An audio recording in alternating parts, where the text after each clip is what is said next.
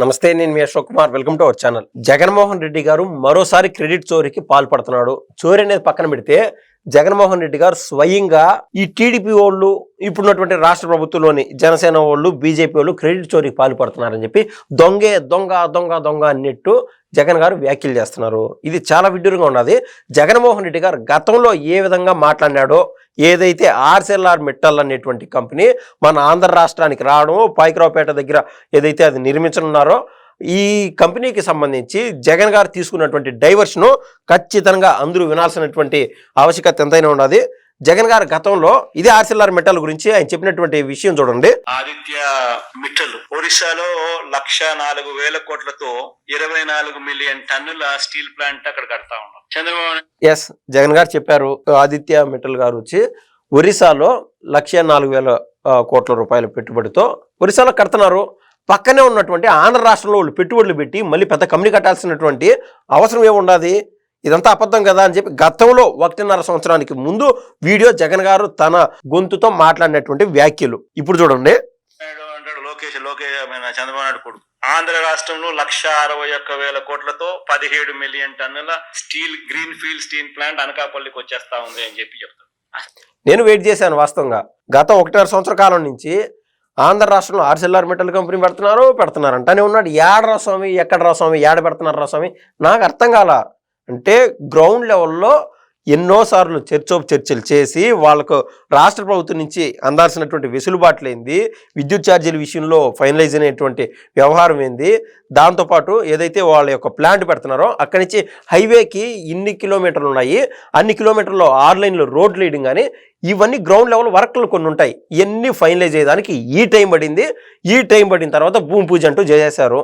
ఈలోపు అదే అంటుంది, ముందుగానే కూసింది కోయిల అని ఎట్టంటామో జగన్ గారు ముందుగానే అనేశారనమాట. ఏది వీళ్ళు ఊరికే ప్రచారం చేస్తున్నారు ఆర్సెల్ఆర్ మిట్టల్ ఇక్కడికి వచ్చాదని, అవన్నీ అబద్ధాలు, అభూత కల్పనలు అని చెప్పి ఏమైందో మనం స్పష్టంగా చూసాం. అయితే ఇది మొత్తం అయిపోయినాక జగన్ గారు తీసుకున్నటువంటి డైవర్షన్ చూడండి ఎట్టుంటుందో. ఆయనైనా ఎన్ని కడతాడు? ఆయన లోకేష్ అనే వ్యక్తి స్టేట్మెంట్ ఇచ్చిన వెంటనే ఒరిస్సా మంత్రి వెంటనే ఆయన నుంచి రివర్స్ స్టేట్మెంట్, వాళ్ళు ఎక్కడ పోవడం లేదు, మా దగ్గరే ఉన్నారు, 1,04,000 కోట్లకు సంబంధించిన ప్లాంట్ కి సంబంధించి వాళ్ళు ఆల్రెడీ పన్ను మొదలు పెట్టారు ఇప్పుడే అని చెప్పి. ఆడ 1,04,000 కోట్లు, ఈడ 1,61,000 కోట్లు ఎవరు చెవులు పూలు పెడతా ఉన్నారు. క్లారిటీగా జగన్ గారు చెప్పిన దాంట్లో ఒక లాజిక్ ఉన్నది. అది గతంలో 1.5 సంవత్సరానికి ముందు. ఈలోపు ఈడ కంపెనీ ఎందుకు పెట్టారు, అది కూడా కనీసం అంటే దూరదృష్టి లేనటువంటి జగన్మోహన్ రెడ్డి గారు ఇటువంటి వ్యాఖ్యలు చేయడంలో హాస్యాస్పదం ఏమాత్రం కాదు. ఆయన నైజం అంతేను. అంటే జగన్ గారి లెక్కల్లో డబ్బులు ఈ రోజే చేతల్లో ఉండాలా, ఈ రోజే ఖర్చు పెట్టేయాలా. భావి తరాల వాళ్ళ కోసం, ఒక 4 నెలల తర్వాత కోసం, 4 ఏళ్ల తర్వాత కోసం ఆలోచన అనేది ఉండదు. ఆయన యొక్క దృక్పథం అదే. ఆ మధ్య కూడా చెప్పాడు కదా, 2047 అంట స్వామి, ఎవడు ఉంటాడు, ఎవడు చచ్చిపోతాడు, ఎవడికి తెలుసు, ఉండే డబ్బులు ఇప్పుడు ఖర్చు పెడితే బాదు కదా అని చెప్పి జగన్ గారు అన్నటువంటి వ్యాఖ్యలు ఇప్పటికీ సోషల్ మీడియాలో చక్కర్లు కొడుతున్నాయి. ఇదే 2020 అని చెప్పి నారా చంద్రబాబు నాయుడు గారు గతంలో తీసుకున్నటువంటి విజన్ వల్లనే ఈ రోజున హైదరాబాద్ రూపురేఖలే మారిపోయినాయి. ఇప్పుడు ఏదైతే అమరావతికి శంకుస్థాపన చేసి అమరావతిని ఒక రోజు యుద్ధ ప్రాతిపదికన అక్కడ డెవలప్మెంట్ జరుగుతూనే ఉన్నది. ఇది భావితరాల వాళ్ళు ఎంజాయ్ చేస్తారు. ఈరోజు మనం తినేసి భావితరాల వాళ్ళని నడి రోడ్లో నిలబెట్టేస్తే అది ఏ విధంగా అవుతుంది పని? అది తప్పు కదా. స్టీల్ అని చెప్పి నక్కపల్లిలో కొత్త స్టీల్ ప్లాంట్ పెట్టడానికి అడుగులు ముందుకు వేయండి అని చెప్పి ఆహ్వానించింది నేను రాష్ట్రాన్ని. ఆహ్వానించి రమ్మని జగన్ గారు ఆహ్వానించారంట. రాదు అని ఆయన 1.5 సంవత్సరానికి ముందే చెప్పేశాడు కదా, రానంటే రాదు అని చెప్పి. ఆహ్వానించింది జగన్ గారని మళ్ళీ ఇప్పుడు చెప్తున్నాడు. చెప్పి వాళ్ళు అధికారులు కూడా చెప్పిన వాళ్ళు వస్తున్నారు, వాళ్ళకి ఎక్కడెక్కడ మనం ఇది ఓవరాల్ లాజిక్ ఏంటంటే, జగన్మోహన్ రెడ్డి గారు గతంలో 2021 ఆ ప్రాంతంలో దావోస్ పర్యటనలో భాగంగా అక్కడ పోయినప్పుడు ఈ మిట్టల్ గారిని కలిశారు. మిట్టల్ సంబంధించినటువంటి ఓనర్ ఆదిత్య మిట్టల్ గారు కలిసి అక్కడ ఒక ఫోటో దిగినాడు. ఆ సమయంలో ఏదైతే ఎస్ఆర్ స్టీల్స్ కి సంబంధించి కేవలం 1,000 కోట్ల రూపాయలతో మీ రాష్ట్రంలో పెట్టుబడి పెడతాం లేని వాళ్ళు మాట ఇచ్చినారు. అయినా కూడా అది గ్రౌండ్ అయిందా అంటే అది కూడా గ్రౌండ్ కాల.